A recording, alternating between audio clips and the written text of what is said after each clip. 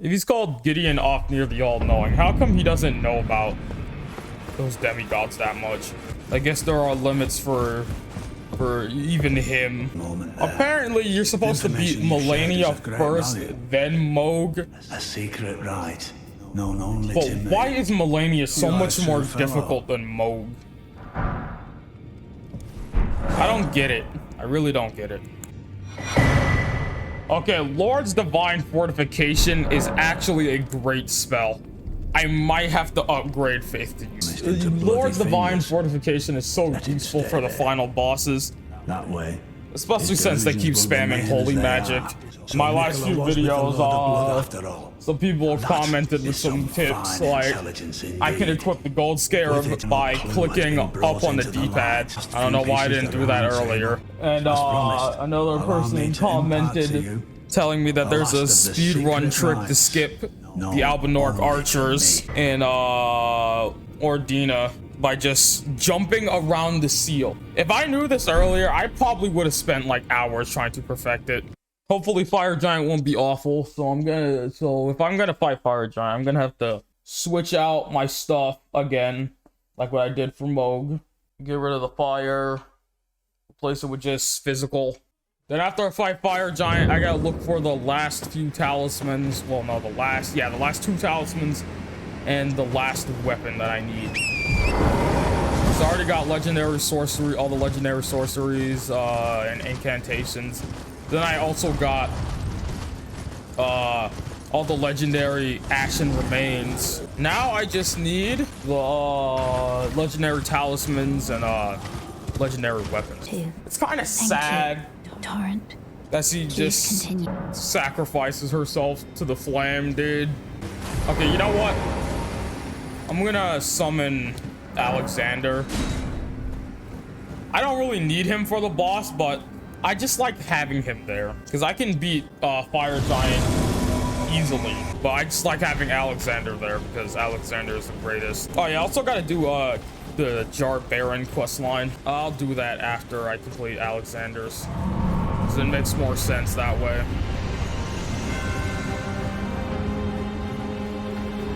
You know what? I might get some flack for this opinion, but I actually like Fire Giant's boss battle. This boss battle feels like if Yorm was an actual boss, not a pushover.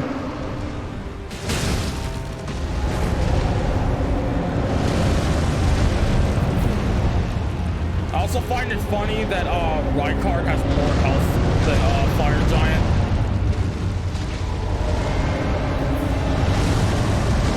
Dude, he just keeps rolling, dude. He's gonna do it again! Is he stuck just rolling? He's doing it again! I hope his boss isn't broken. Oh, wait. Okay, never mind. I don't know why he kept rolling. That was the strangest thing ever. Oh, man, I hate that attack because I can never just understand it.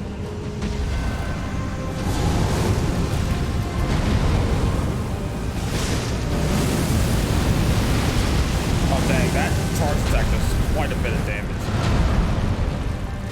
I bet I would be doing no damage to him if I was, using the fire affinity on my weapon.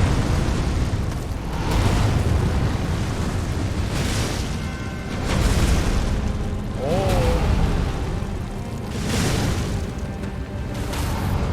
Dude, the amount of health that Fire Giant has is incredible. His boss can take some time if you don't have like super strong weapons. But his boss goes by faster if you're using like a greatsword or katana. Because he's weak to slash damage. So it's taking me a while because he's not weak to strike damage. I actually think he resists strike damage. Also, this is one of the coolest phase transitions. I said that a lot during my playthrough, but this one is just actually cool because mostly because of the visuals. And also just because he sacrifices his leg to get power. I actually find that kind of funny. Also the fact that he has an eyeball. No, he's not even just an eyeball. He has a whole face on his stomach. Because you can even see the nose. And the mouth.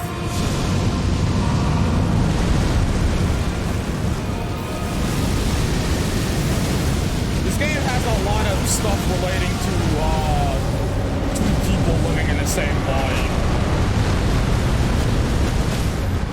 But wow, what the heck? I broke his poise?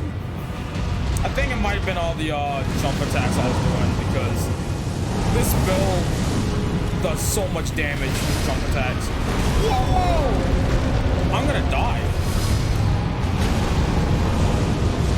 Oh no!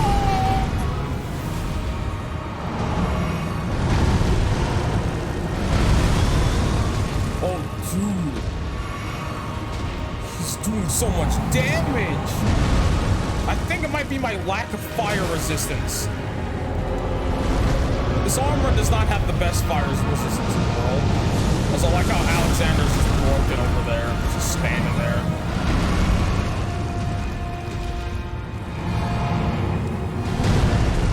I'm not gonna only target the hand, I'm gonna hit his legs as well. Uh-oh, he's doing that attack. There's actually an instance where this attack insta-killed me. Oh no! I almost just broke into that one. Oh, Alexander's fixed.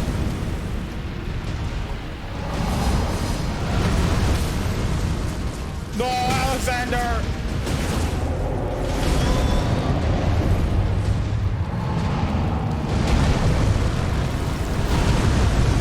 Wow, I'm actually surprised that I dodged that attack pretty well. One of the funniest aspects about this boss is that he just keeps rolling.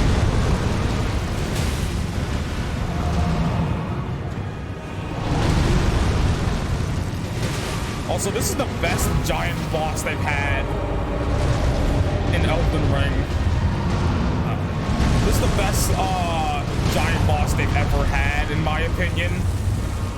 Because some people argue that it's not that well designed, but to me, I think it's more well designed than most of the other bosses, most of the other giant bosses that they had.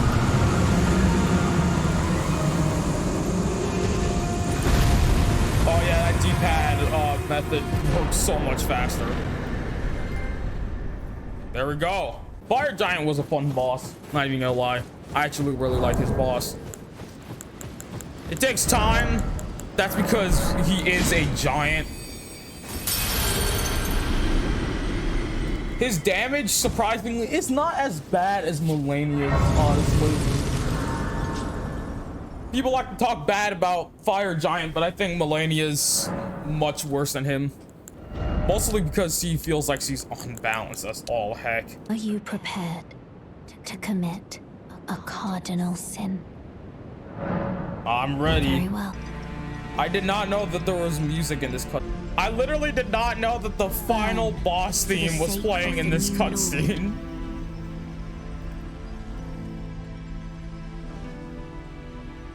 Like, it's literally almost the same. I guess I just never wore headphones when playing this game. Thank you for guiding me here.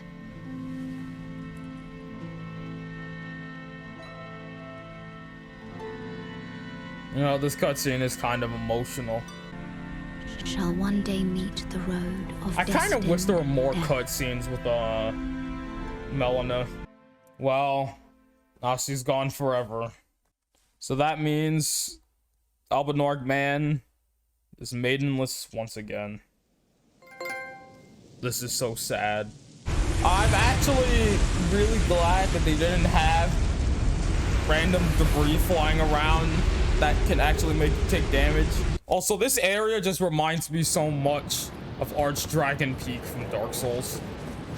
Dark Souls 3. It also kind of reminds me of Dragon Airy? I don't know how to pronounce it.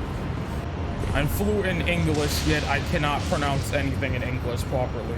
I know I keep saying Lanedale and the Brace of the Halig Tree are my favorite areas, but man, I think this got to be my #1 favorite area. This area just feels the best among most of the dungeons, in my opinion. It has the average Dark Souls dungeon length, you know. Nice selection of enemies, you know. In fact, the balancing in this area isn't so bad either. Plus, most of the bosses in this area aren't that bad, except for like Godskin Duo. Godskin Duo isn't bad, they're just badly designed. That's the issue. Like, whose idea was it to give them like a shared health bar? Okay, no, the shared health bar thing is fine, but they did it so badly. Like, it's kind of weird how they did it. Like, I can understand that they probably wanted to do something different for Godskin Duo, but you know, they could have done it a bit better. I like how this area looks after you start burning the Ur tree.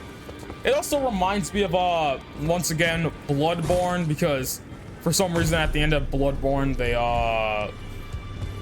what's it called, Hunter's Dream starts burning. Well, the house, I don't know why Gurman decided to burn the house down. It was so strange. I wonder why Hugh was cursed for making a god slaying weapon. I don't know why. I really don't get why he's cursed to do that stuff. Hugh doesn't deserve it, man. Wow, oh my goodness, they do so much damage. I need to heal. I don't get why these dudes do so much damage. I know I just talked about the balance of this area being pretty good, but wow, wow. Now I must make a decision. Should I summon Mimic Tier? You know what? No, I'm not gonna summon Mimic Tier. Instead, I'm just gonna equip sleep pots and go to town. I missed!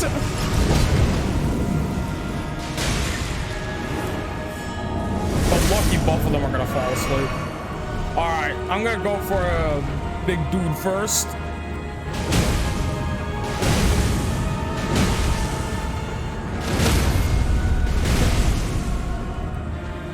Oh, crud.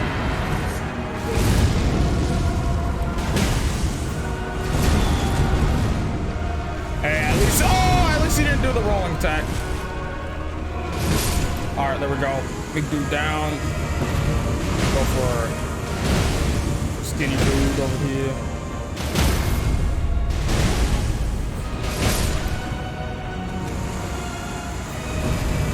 I kind of feel bad for cheesing this boss. So you know what? For the rest of the boss, I'm just gonna fight them raw. He does do a ton of damage though. Whoa! Like that attack!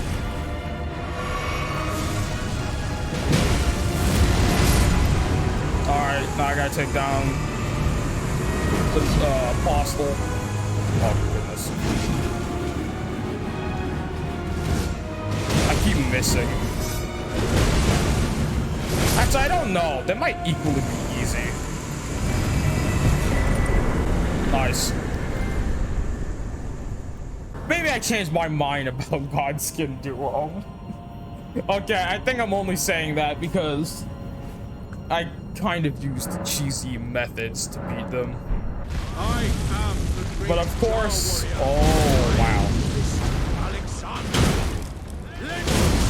Also, I really love how Alexander has a fiery uppercut. Oh my goodness!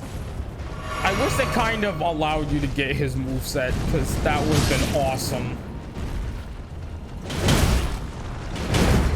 Because Alexander has such an awesome moveset, dude. I feel bad for hurting Alexander. Okay, that animation looked really strange. He just explodes into a pile of blood. But I'm really sad about how Alexander dies. But they usually do that in every Dark Souls game with like a character like Sigurd. For some reason, they always die. All right, let me go get the final legendary weapon. I hope it's the final one. I think it should be.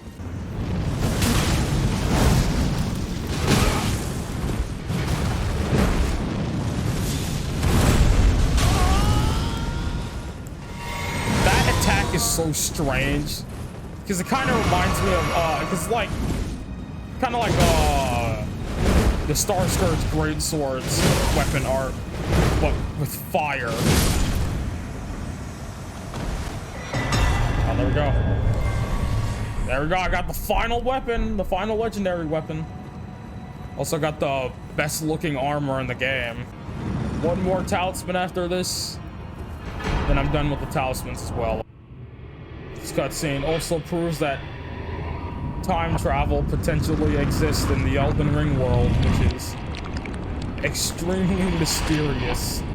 But Placidusax is probably my favorite dragon boss. Also, I just noticed that the old Lord's talisman is literally just him. Okay, there we go.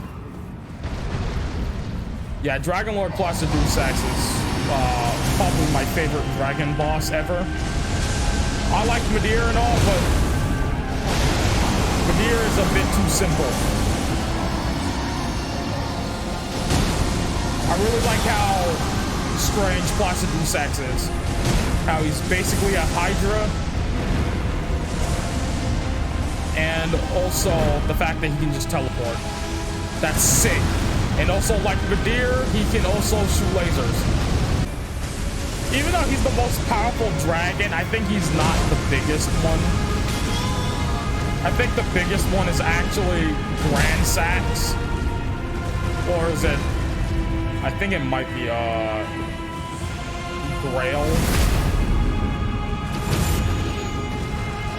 Grail? I don't know how to pronounce her name. Oh, wow, they made his teleportation faster. So I don't remember him teleporting that fast. Well, not teleporting, more like flying that fast. Also, dude, his moveset is so sick, dude.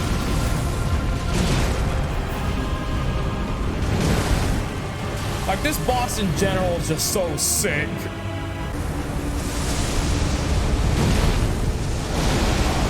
Oh, never mind, he's about to do the laser attack. Yep, he's doing the laser attack.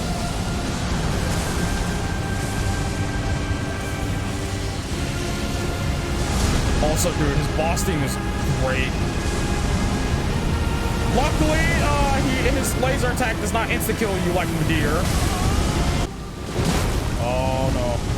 No. That range on that fire, dude.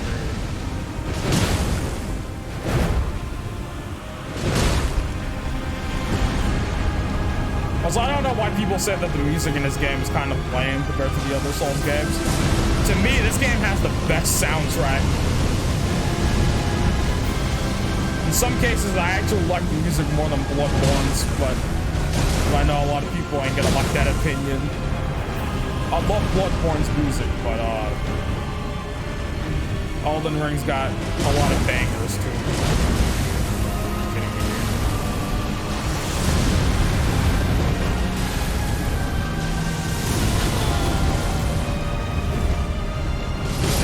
All right, there we go. I think he was about to use the lightning nuke.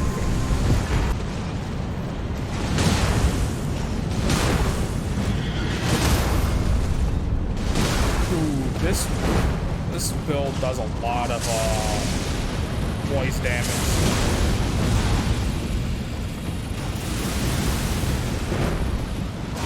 Oh. Also, a lot of his lightning attacks do like a ton of damage, especially this version. Luckily, I killed him pretty fast. So I just go ahead and just fight Malekith. You know what? Yeah, I'll just go ahead and fight Malekith. Also, I really like how his dialogue changes depending on if you do his quest line or not. That's a really nice addition.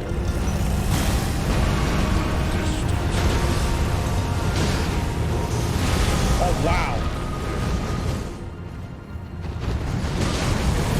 That did a lot of damage. I wonder if this is gonna take him to half health instantly. Yet. That was quick. Malekith really does not have a lot of health. And I really like his boss battle. Also, this phase transition reminds me of Ludwig's phase transition. Oh, death. Certainly not as iconic as it, though.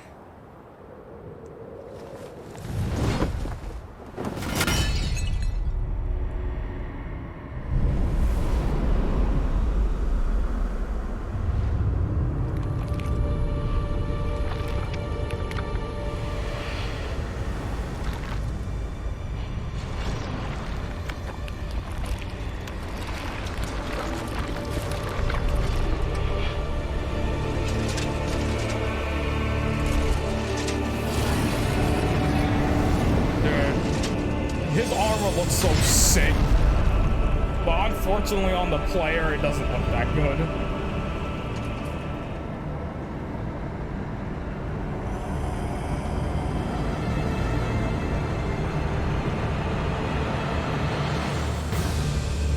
Why am I over here? Usually start from over there. Oh crud! I got.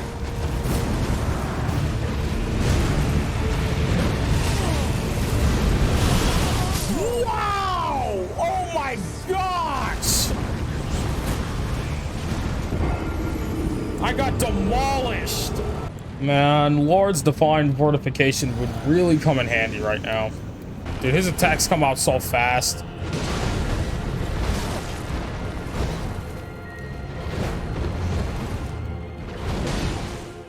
Sometimes I feel like his boss battle, could have been in Dark Souls 3 or something.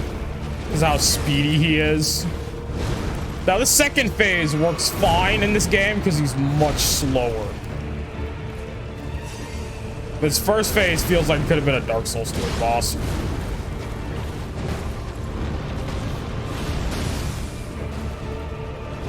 Especially with how aggressive he is. I'm gonna die. Dude, my health is draining so fast.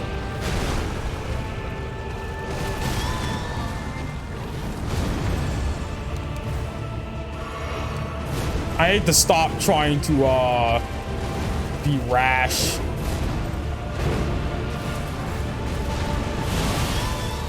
That attack is so stupid to dodge, man.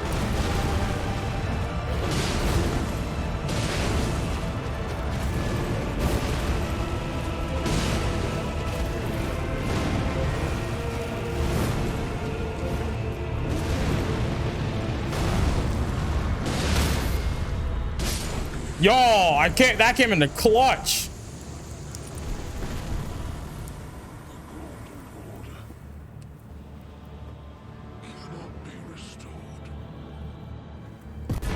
Once again, I really like how his dialogue changes depending on if you do his quest line or not. That was a really neat touch.